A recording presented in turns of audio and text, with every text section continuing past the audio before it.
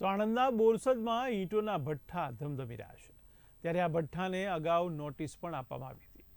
ત્યારે આણંદ જિલ્લાના બોરસદમાં આંકલાવ તાલુકાના અને અડાસ ગામ નજીક રૂબી સીલ ભઠ્ઠો છે।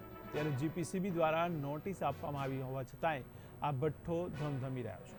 તો ખડોલ ગામ નજીક આરએનબી નામની ઈંટનો ભઠ્ઠો અને બોરસદ તાલુકાના નિસરાયા ગામ નજીક રૂબી સીલ ભઠ્ઠો પણ ચાલી રહ્યો છે। ત્યારે કિખલોડ ગામ પાસે માં બ્રિક્સ નામનો ઈંટનો ભઠ્ઠો પણ ધમધમી રહ્યો છે। ત્યારે આણંદ જિલ્લામાં અનેક ઈંટોના ભઠ્ઠાના એક જ માલિક છે, તે કોણ છે તે તપાસનો વિષય છે।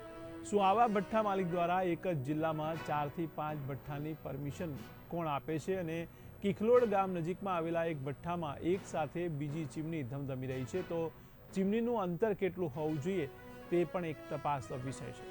ત્યારે આ મામલે ક્યારે કાર્યવાહી કરવામાં આવશે તે તો હવે જોવું જ રહ્યું।